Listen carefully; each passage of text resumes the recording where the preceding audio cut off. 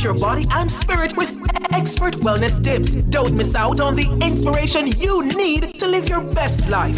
Tune in to the Design Studio this and every Saturday from 1 to 3 p.m. and take the first step towards a more fulfilling you.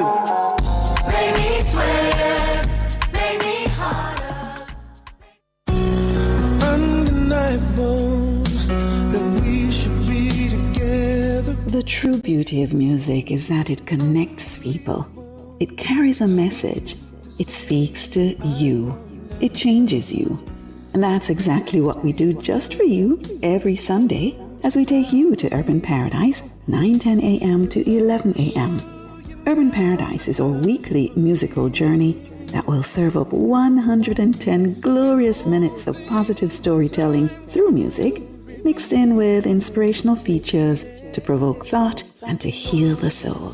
Like a dream come true, just wanna be with you. So join me, Diane Ashton Smith, this and every Sunday, 9:10 a.m. to 11 a.m. here on Nationwide 90 FM, a revolution in media. Urban Paradise, opening our hearts, connecting to others.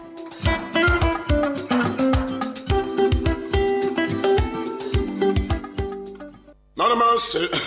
This one is very classic, dedicated to all schoolers who are taking. If you've ever struggled to pass an exam, then you'll know that students today are under great pressure to get good grades and secure qualification needed to move on to higher education. The problem is that too many students are struggling alone and could really benefit from connecting with hardworking teachers and other bright students in other parts of the country and the region.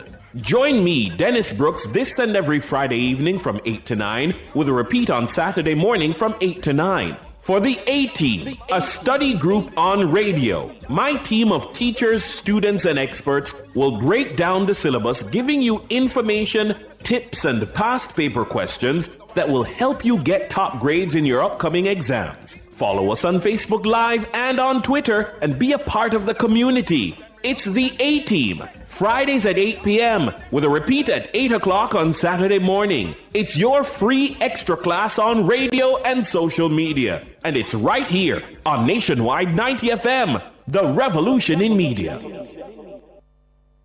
Missing.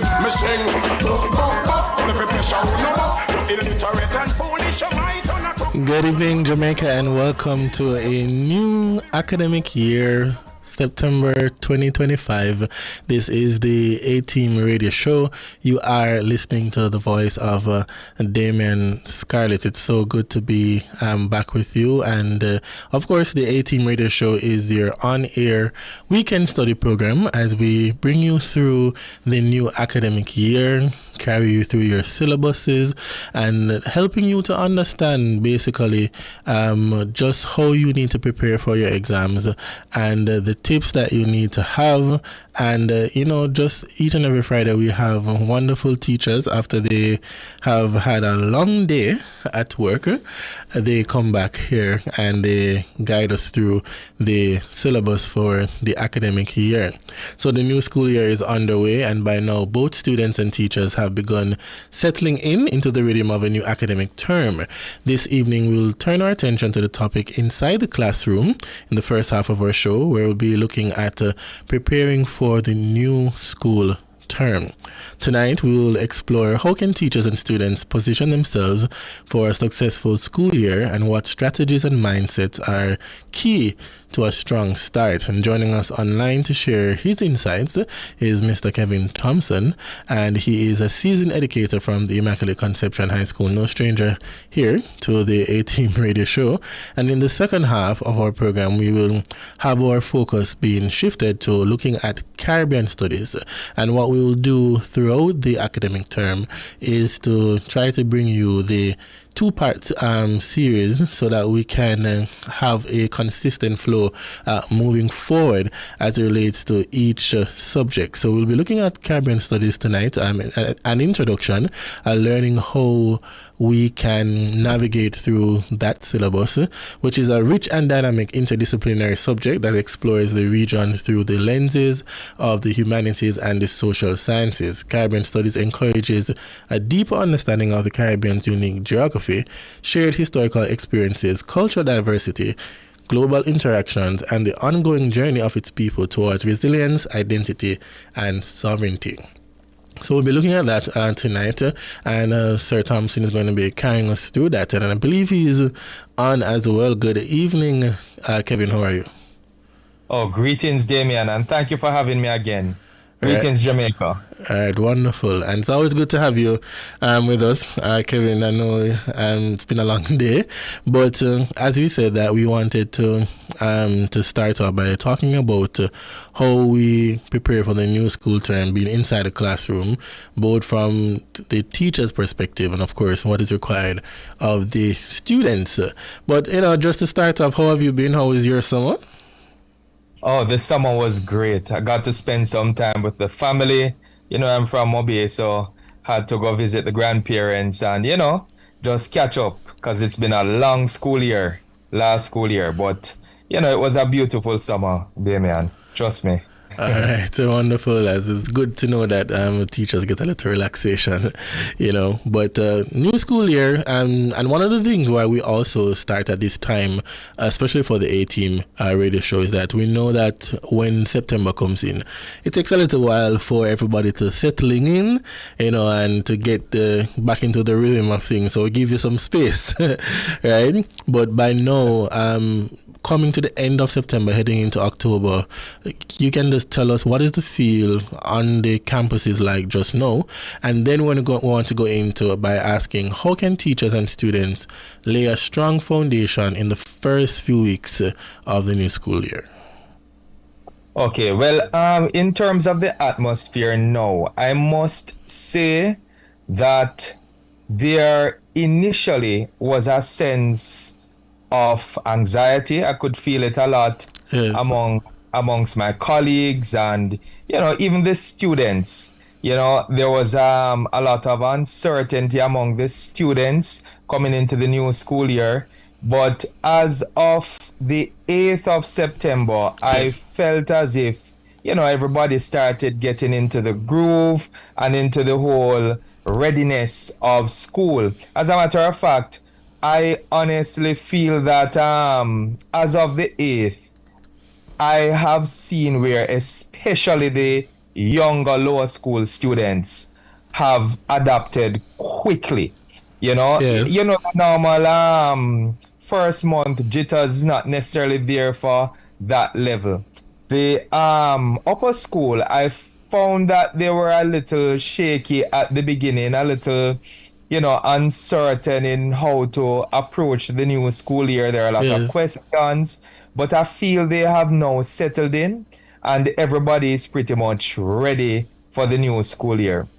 Okay, and then especially for those who are coming back and going into let's starting upper school then for fifth form, sixth form as they get ready for their external exams for next year.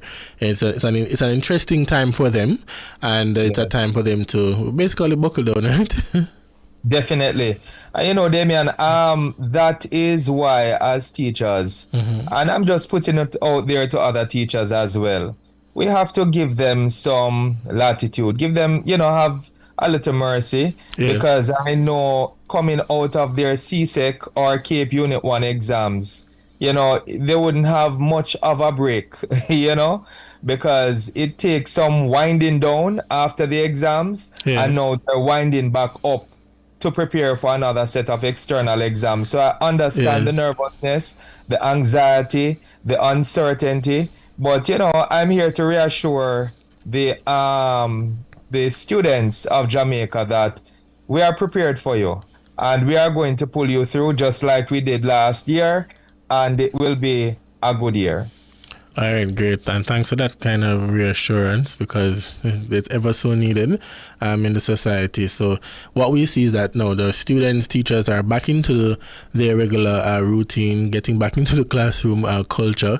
Assignments have to be submitted, papers have to be marked, and all of that. But let's talk a little bit now about the mindset and the habits that are most helpful for students to stay motivated during the academic term. How can they remain resilient? All right. I am happy you asked that question, Damien, positivity. Yes. You know, you have to have a mentality of, you know, staying positive. You have to have that focus on the good things about school. I find that, you know, coming into this school year, we have a lot of TV series. We have a lot of, you know, talk about, oh, my school is just around the corner, you know, Yes. and all of this builds and brings anxiety to parents and students alike, you know, so and that anxiety is transferred from the parents to students, it's transferred from teachers, because we as teachers tend to have a negative attitude about coming back to school as well, I must admit, you know, and all of that is felt by the students who feel as if, you know, they don't want to be here. Right. You know, why should we? We don't want to be here either. You know, I think we need to change that mindset. We need to foster a more positive attitude towards restarting the new school year. You know, we need to foster an attitude of preparedness. Right. You know, budgeting for the new school year, and as students appreciating all that is being put in place by our parents and teachers to usher us into the new school year. But students, I can tell you, stay away from the negative chatter, stay away from the negativity regarding school, and understand that you are privileged. You know, I taught in an overseas program, Damian. Yes. A Japanese private school called ISACX. Yes. And, you know, they had a program there for students who unfortunately did not have regular schooling. Right. You know, students from Afghanistan, Vietnam, all over the world. And they were just so grateful, you know, they were just so excited for being in school, even though it was online. You know, there are some students from Afghanistan who I had who were females who were basically being snuck into an online platform by their parents because they were not supposed to be at school, you know.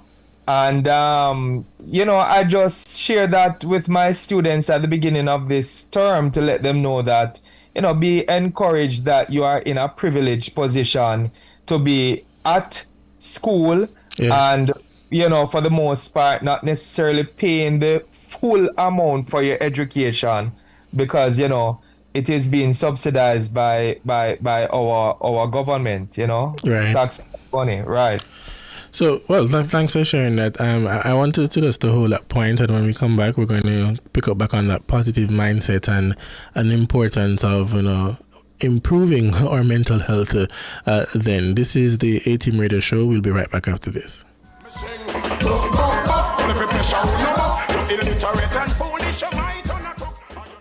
Are you ready to turn your sales and marketing skills into high earnings? Nationwide 90 FM is searching for business development executives to build lasting client relationships. If you have experience across all stages of the sales cycle and possess strong communication, negotiation, and time management skills with a proven sales track record, this opportunity is perfect for you. Join our team and work with the top corporate brands, media agencies, and of course, our on-air personalities. Enjoy networking opportunities, professional growth, and competitive commissions. Ready to take the next step? Send your resume to hr@nationwidenewsnetwork.com today. It's the weekend and the youth are taking over the airwaves. Yes, we are the new voices and faces of the Talk Up You radio show. The voice of the Jamaican youth right here on Nationwide 90 FM. After a busy week of work and school, come unwind with Jamaica's #1 youth radio show. We're bringing you entertainment, fun facts, and staying true to youth development and advocacy. Catch the action each and every Saturday as we roll out buzzy segments. What say you? Youth for chat, life skills, global connect, and Bust the Youth. That's the Talk Up Youth radio show, Saturdays 11 a.m. to 1 p.m. on Nationwide 90 FM. Talk Up Youth, Miss Effie. Talk Up Youth. Don't miss it. Missing. Every pressure, no illiterate and foolish, you might Welcome back to the A-Team Radio Show on Nationwide at 90 FM. You are listening to Damien Scarlett. Tonight we are inside the classroom and we are focusing on how do we prepare for the new academic term in terms of settling in and focusing on what is really required of us as teachers and also students. Just before the break, we were speaking with Kevin Thompson, and he was touching on the importance of having a positive mindset. And when we talk about having a positive mindset, that involves the tendency towards optimistic thinking and believing that good things will happen. And we know that at the start of the new school term, that students, when they even see the volume of work, Kevin, they can become very fearful, and they are thinking that they're not able to get through the term. But this is why we have the support systems in place and the tools that they need at their disposal to help them to become successful. And so that helps me to lead into this question that I wanted to ask you, Kevin, is that in what ways can schools and families support students' mental well-being as they transition into the demands of the new academic term? Well, I am glad you spoke about the volume of work, right, because that is really the source of anxiety for most students, especially the exam groups. We're talking about 11, 12, 13 graders now, right? Right. And for all students, the best way to ease their anxiety is to prepare for them. And let me give some tips on how. Schools, talking about high schools, primary schools at all levels, we need to give the students and parents basically an outlook of what is to come. Right. And this is why term plans are important. Some schools call it unit plans, some schools call it yearly plans. And we're talking about outside of the syllabus now. Yes. What you do in creating a term plan or a yearly plan is to show the parents or give them an idea of what content areas will be covered, right, for the school year for your subject. You give them an idea of what type of assessment will be done, the dates of those assessments and assignments, and basically also an idea of the value of each assignment or assessment. This will help the parents to help their children to prepare for the school year. And there are some students who are basically self-taught and they will navigate the term plans, yes, and prepare themselves for the upcoming events and assessments that they have. So it's very important as teachers for us to create these term plans. I know it's mandatory at Immaculate Conception High. You cannot start the school year without your term plans. And this, of course, is separate and apart from the lesson plans that you create to help you as the teacher to navigate, each, yes, lesson or each class. But these term plans, it's important to create them and share them with the stakeholders of the school. Not just the parents and the students, but, your administration. You share them with even the school board so they can give some feedback, as well. And have important. Right, yes, and I was just going to say, and have a greater appreciation of what is done within the classroom. Oh, yes. As well. Oh, yes. And they can also plan to help with the resources that you need and you have set out in those plans, that you'll be using in the classroom. Right. But it's important to plan for the students, and that helps to kind of alleviate a lot of the anxiety, mm-hmm, that they have towards the, volume of work that they expect to push through with for the school year. Right. As you mentioned that, Kevin, one of the things too is that the anxiety that some students have is not only just from when they see the academic pressure coming on based on the volume of work, but then there are some social pressures as well that contribute or can contribute then to the anxiety disorders that students will face, and that can happen at all levels, whether it's elementary, basic, high school, university. Students can experience that kind of anxiety. Now, how, as a teacher within a classroom, what are some of the signs then? And if you see that, how do you help deal with that when you see a student faced with anxiety? All right. So I must say, firstly, that I know and I understand that as teachers, we're not always prepared to deal with the anxieties and the anxiety syndromes that we see and experience. Right. You know, as teachers, it can be even frustrating for us. You know, some of the signs I know that's displayed at my school, which is a high achieving school, students tend to be extremely aggressive about their grades. You know, Yes. they tend to get extremely aggressive as to why they lost marks for this. You know, why is it that this individual got this mark and they didn't? You know, and it can become a little, you know, become a little what you'd call it now, unnerving for many of us as teachers. But it's something that we've been taught in workshops how to deal with.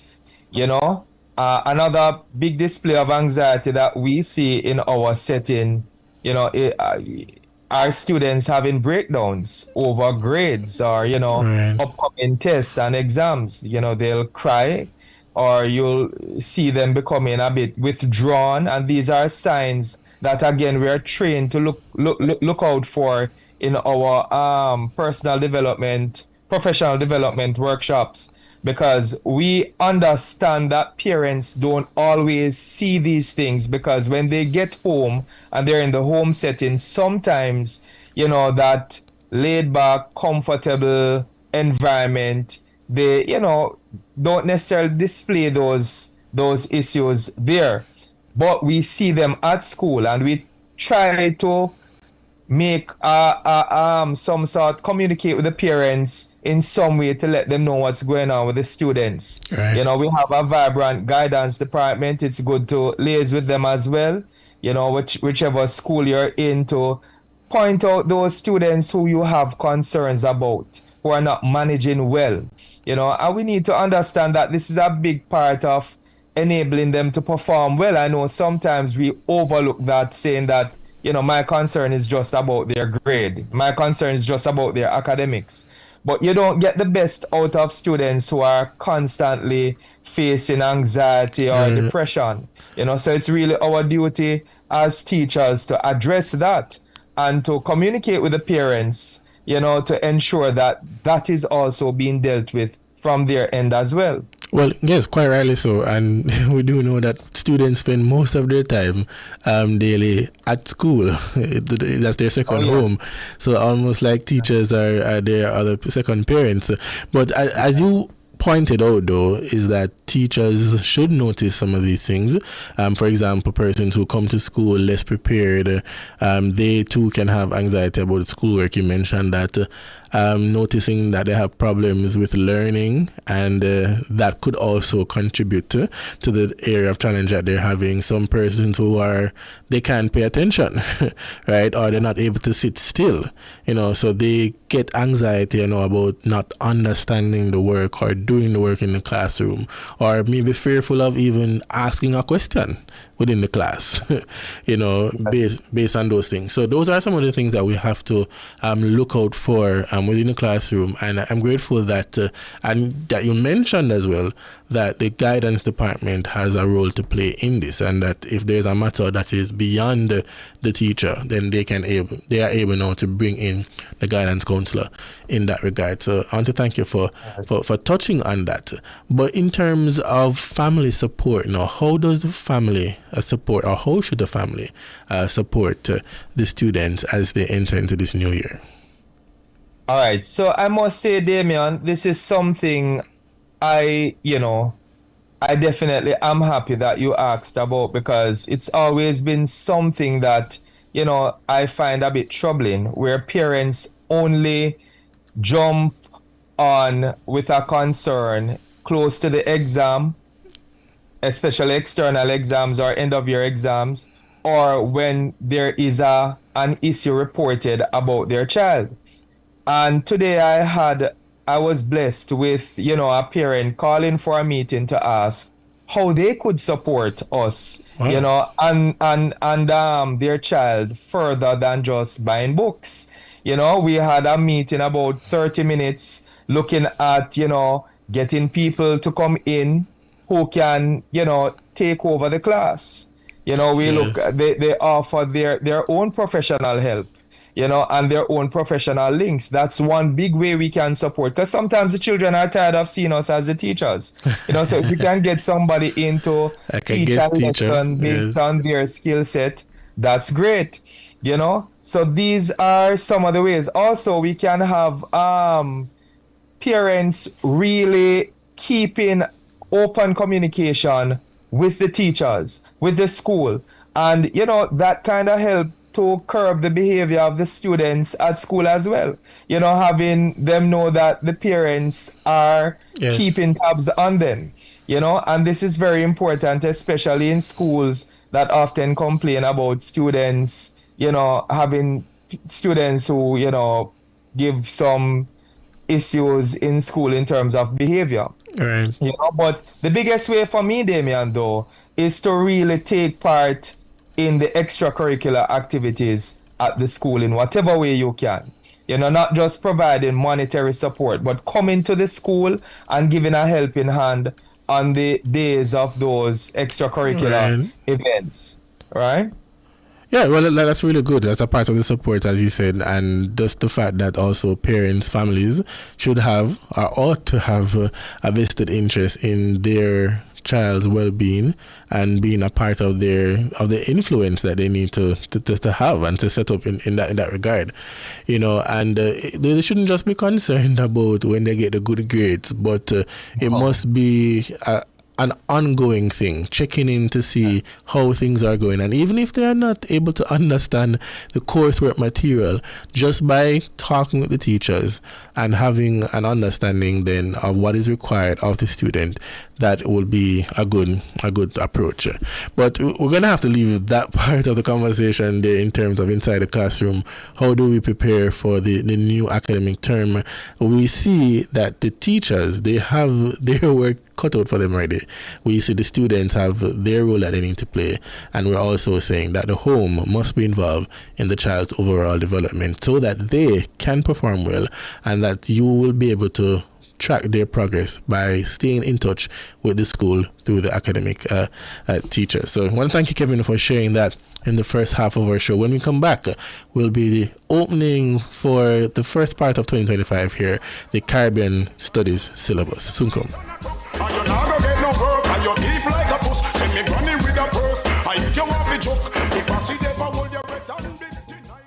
For over 30 years, Chris and Charles has been financing your goals, dreams, creating your great moments. Celebrate the occasion with us. Borrow $1 million, pay less than $25,000 monthly, and get 30% off your processing fees. No guarantor needed. Call 876-920-4189 or WhatsApp 876-838-9028. Conditions apply. When you think loans, think Chris and Charles. Everything loud and wicked every Saturday 3 to 5 p.m. with Outside with Pepita. Loan vibes, loan laughs, and loan entertainment. Come on the road with me. Cause when we say Outside with Pepita, we're there all over Jamaica. Anyway, check them out. We're there. We're in on the business. Stay tuned in for prizes, surprises, giveaways, guest artists, and enough more. But hold on there. Don't forget to pick up my DJ. DJ Jerome, the shell boss, I'm gonna make your bust to pew pew with the maddest, baddest, and latest tunes. So look out for Outside with Pepita. We might be coming to a town near you. You heard it here first. Outside with Pepita, Saturdays 3 to 5 p.m. on Nationwide 90 FM. The new revolution in media. Jamaica, lock it in and don't miss a thing.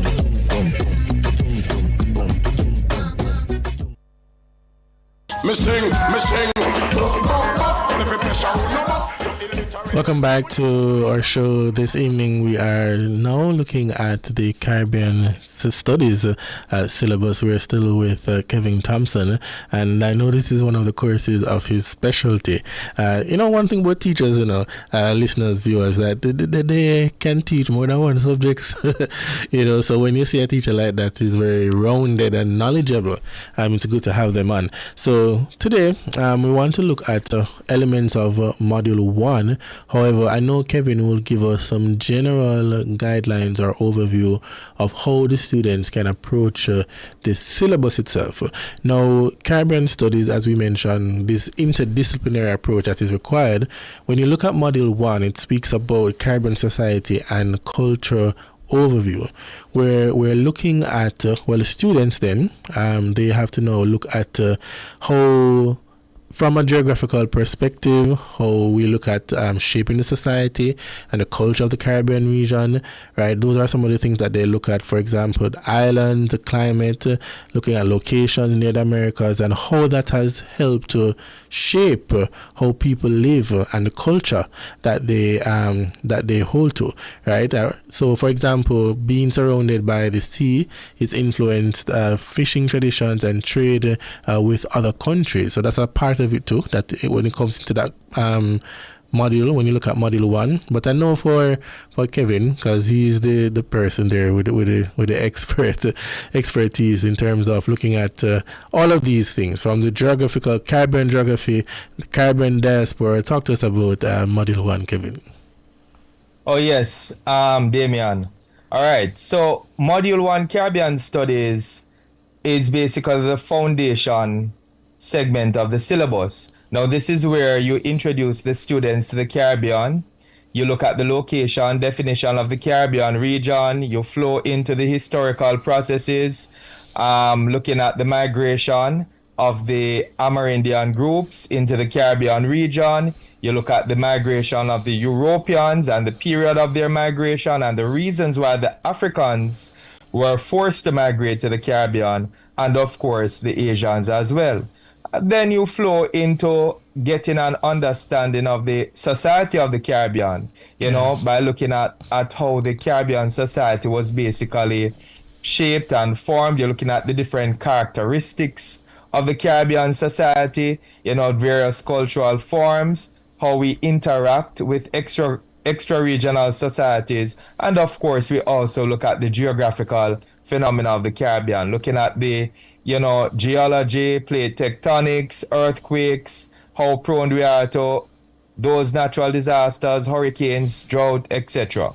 Right. So pretty much we look at the areas of the Caribbean that will impact its development, right? Areas that have impacted the Caribbean development in the past and areas that will have implications for the Caribbean's development going into the future, right? So this, as I said, is a foundational segment of the syllabus. We have at Immaculate, though, Damian, we have recreated the Caribbean Studies syllabus, and as such, we do not teach Module 1 in this fashion as it is outlined in the traditional syllabus, because we found a kind of better way to create links between the various topics. If I may give an example, then Damian. Yes. Right? In the syllabus, Content 1, Module 1, you'll see location and definition of the Caribbean region and the diaspora, right? Looking at the various definitions of the Caribbean, geological, geographical, historical, political, etc. And immediately after this segment, Content 2 will go into the historical processes on the traditional syllabus. But for us at Immaculate Conception High School, we look at the location of the Caribbean and the definition, but as soon as we've completed looking at the geographical and geological definition, we go directly into looking at the geographical phenomena segment of the syllabus, which would have come further down in the traditional outline of the syllabus. Now, what's the rationale behind that? We realize that in learning, students basically like to learn in themes. Right. You know, they like to understand blocks of information in themes. Now, hopping and skipping and jumping from looking at the geological and geographical definition, then to historical processes, and then further down going into political and diasporic. Right, and then we gone now into geographical phenomena. It can prove to be a bit confusing, and many students over the years have asked, didn't we already do this topic earlier in the school year? So to prevent that confusion, we've created a syllabus using our term plan, you know, that I spoke about earlier, where we've arranged the various topics in themes. So for the month of September, going into October, just before the midterm, we focus the students in looking at the definitions of the Caribbean, the location, and going directly into geographical phenomena, right? So that is something that we look at for the first 4 or so teaching weeks of the term. Then, of course, after that, we don't jump into historical processes. No, what we do, we continue in creating an understanding of the Caribbean region, right? By outlining for the students what are the social beginnings of the Caribbean or characteristics of the Caribbean, right? The social parameters of the Caribbean. What is Caribbean society? You know, how did Caribbean society come about?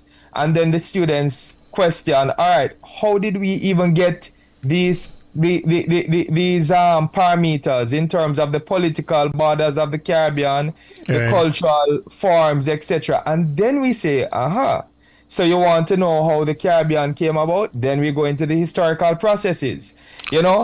So we create pockets of questions in their minds, and then we help them to answer these questions, Damian. So it's more of a sequential flow then, in terms of with the syllabus, as you mentioned, the themes.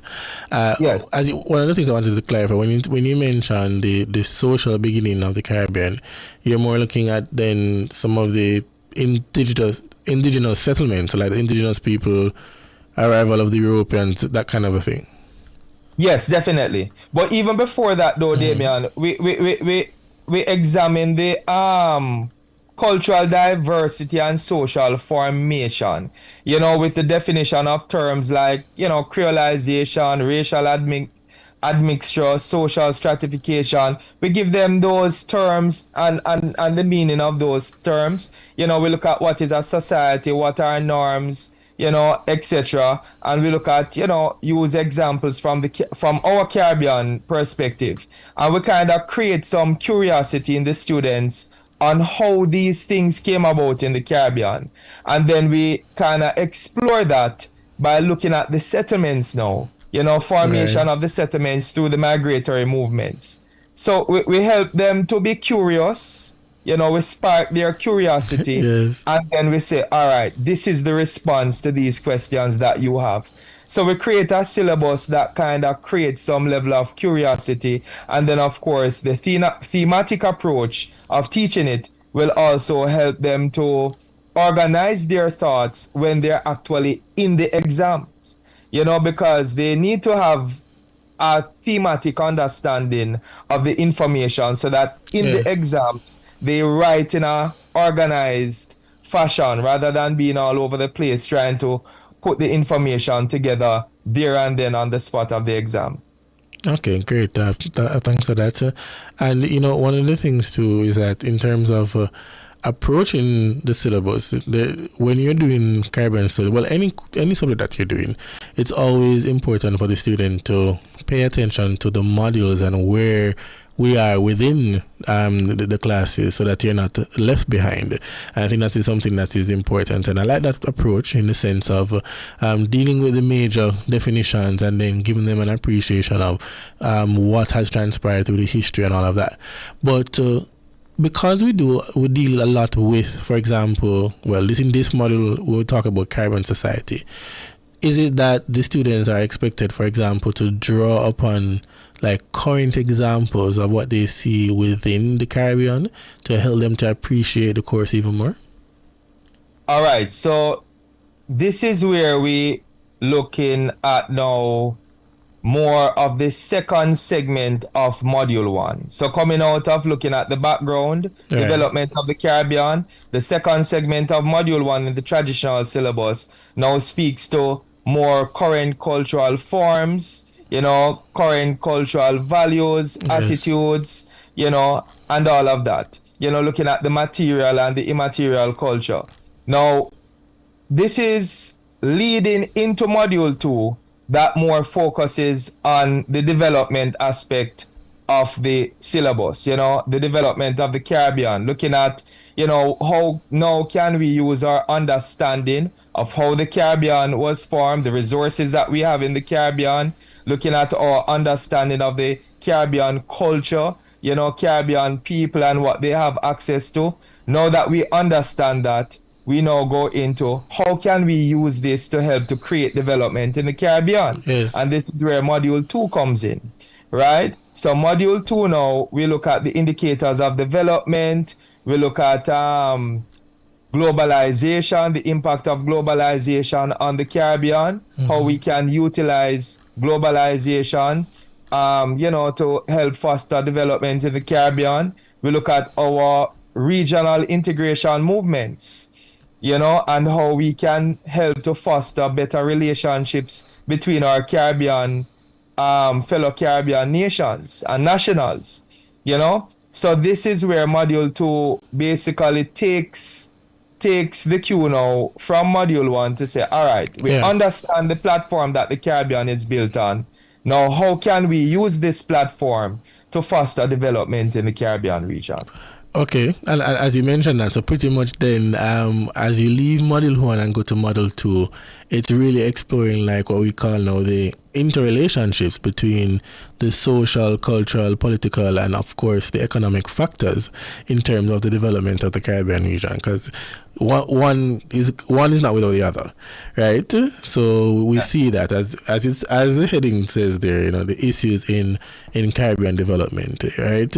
So social, cultural, political, and of course the economic factors, which is another big part of what is important within the context of the module there. But as we, from a teacher's perspective though, how do you help the students then to have just a general appreciation of Caribbean studies in the context of the modern world? All right. Good question, Damian. Thank you for that question, because it is the most difficult part of teaching this subject, I can tell you.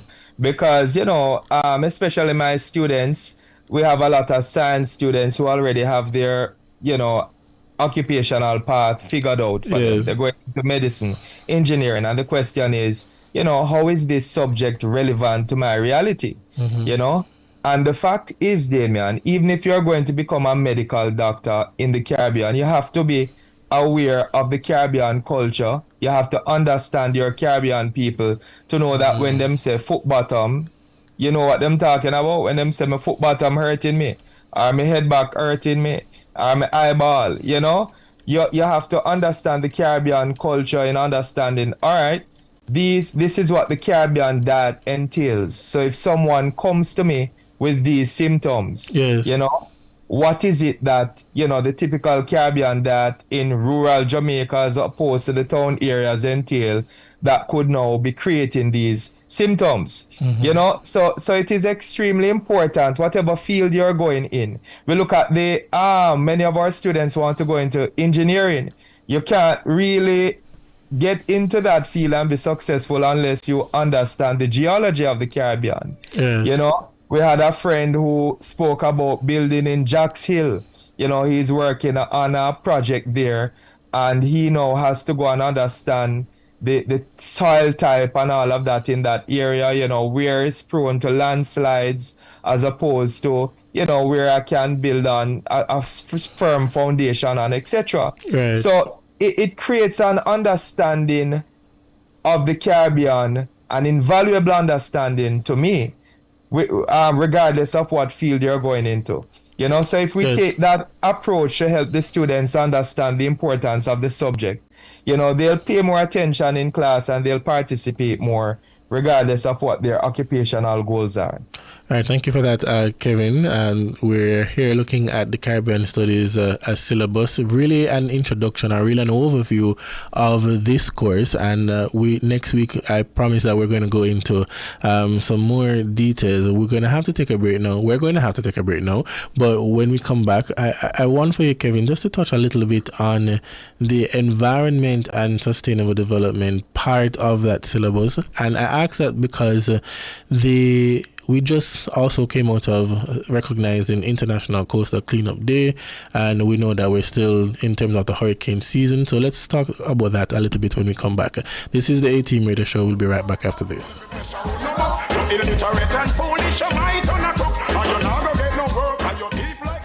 Exciting news! The Design Studio Nationwide 90 FM just got a whole lot bigger. Join us this and every Saturday now from 1 to 3 p.m. for an exclusive show that elevates your home, mind, and soul. Discover the latest interior design trends to create your dream sanctuary. Unlock your true potential with personal growth strategies. Nourish your body and spirit with expert wellness tips. Don't miss out on the inspiration you need to live your best life. Tune in to the Design Studio this and every Saturday from 1 to 3 p.m. and take the first step towards a more fulfilling you. Make me sweat, make me harder. Come into the parlor, there's a welcome there for you. Welcome to the Mayor's Parlor with Desmond McKenzie. From 1 to 6 p.m. every Sunday, you'll now get more of your favorite vintage music. Put your head on my shoulder. Nationwide 90 FM will transform your Sunday into a musical time machine that will take you way back. Come with me. Let's go back in time. This magic moment. Journey into yesteryear with Desmond McKenzie in the Mayor's Parlor. I've got the music to jog your memory and make you smile. Put your sweet lips a little closer to the phone. Sit back, relax, and enjoy the best in vintage music. Come into the Mayor's Parlor every Sunday between 1 and 6 p.m. here on Nationwide 90 FM, a revolution in media. Those oldies but goodies reminds me of you. Me sing. Every pressure no more. You illiterate and foolish, you might on a cook. And you not go get no work, and you deep like a puss. Send me granny with a purse. Welcome back to the A-Team Radio Show. You're listening to Damon Scarlett. My guest this evening is Kevin Thompson. We are in the Caribbean Studies syllabus, and just before the break, I was saying to Sir Kevin that so many things are happening in the country, in the society just now. Yes, we're experiencing the rains. We also, on September 20th, we also celebrated and recognized International Coastal Cleanup Day. And as we talk about the Caribbean development, I think that's also a part of the conversation as well, Kevin. So I wanted to touch a little bit on that and how we can put that into focus. All right, so the environment is always a big concern for us teachers in our humanities department, geography being a big part of the department. And Yes. we actually have our geography specialist who looks at the geographical phenomena segment of the syllabus, Caribbean Studies, where we look at the environment. We focus a lot on the environment here. You know, we focus a lot on coral reefs. We study coral reefs, their depletion, and how we can help to rejuvenate our coral reefs. You know, we show students actual videos of what the reefs looked like 20 years ago as opposed to what they look like now. You know, we look at fishing practices. You know, we look at dumping and this waste disposal practices and how that impacts the environment, you know, deforestation. You know, these are all things that we look at in the geographical phenomena section. And not only as part of the syllabus, but in alignment with Vision 2030 right, of our country as well. We try to always consider what are some of the national goals that we are looking to achieve, and how do we use, the syllabus that we have responsibility over to help to foster, the students' care for the environment. And the students do have a keen interest in this segment of the syllabus, Damian, especially where conservation is concerned.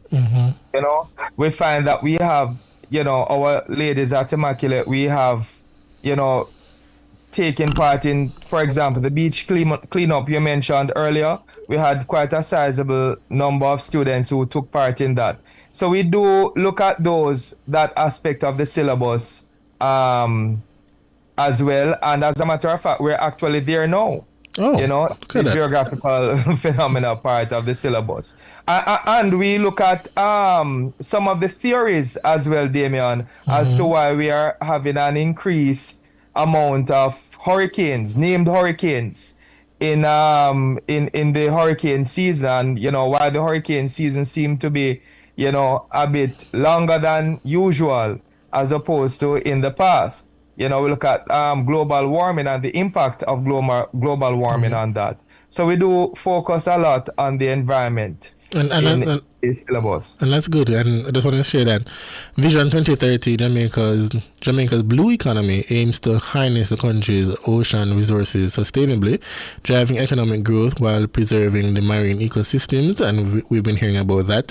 And of course, we're looking at as well some of the benefits and the objectives of that. And I know a part of the conversation is also climate change and climate change resilience. And I think throughout the syllabus, you touch a little bit on climate change as well. Oh yes, absolutely. As a matter of fact, it is one of those topics that students like to explore in their SBAs, which is for another show, Damian.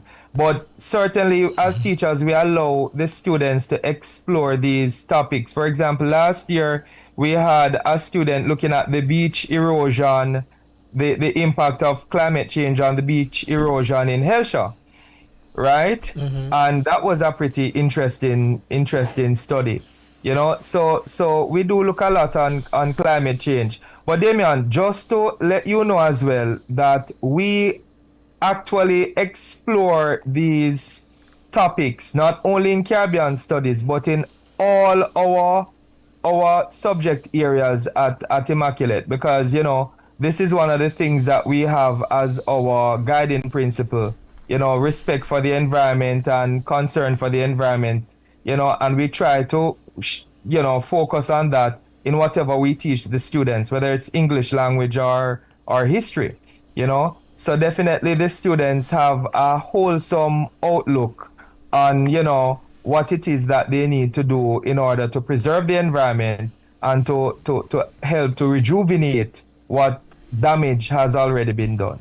Yes, well, thank you for that, and we're glad that we can see this being, represented then in the other disciplines and giving them an appreciation of why these courses are important, and we see it happening in everyday life. So that is something that is remarkable there. But as we wind down, though, Kevin, for this evening, what are the takeaways that you'd want the students to take with or to leave with as in the context of Caribbean studies? Have a positive outlook. I know the subject seems as if it's not necessarily relevant to you or your occupational pursuits, but have a positive outlook and you'll find the value in the subject as it touches on so many other subject areas. We're talking about geography, economics, history, environmental sciences, as we discussed earlier. So have a positive outlook and just be prepared.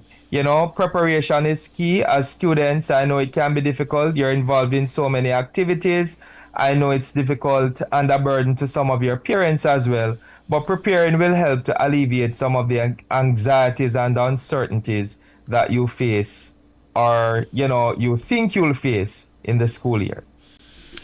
Well, there. Thank you so much, Kevin. And just putting it all into context, learning about the preparation for a new term, what that entails, getting the mind ready, ensuring that we're improving in terms of our mental health conditions, and then now approaching the syllabus here for Caribbean Studies and learning more about Caribbean identity and Caribbean development and what is required, and the balancing act, because at the same time you also have the government role in terms of how they play a part and support the development activities within the Caribbean. So understanding our geography, history, and culture is the key to embracing the rich diversity of the Caribbean and the strength of its people, both at home and across the world. This is part one of the introduction to Caribbean Studies.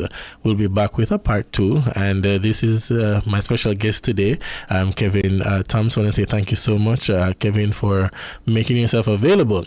And I want to say a special thanks to our listeners and our viewers. Of course, our executive producer, Dennis Brooks, and the man behind the glass that makes everything happen for us here in studio on a Friday night, Andrew Anderson. Well, that's where we're going to be leaving it for this evening. Until next week, have a wonderful weekend. And you not gonna get no work, and your teeth like a puss. Send me granny with a purse. I eat your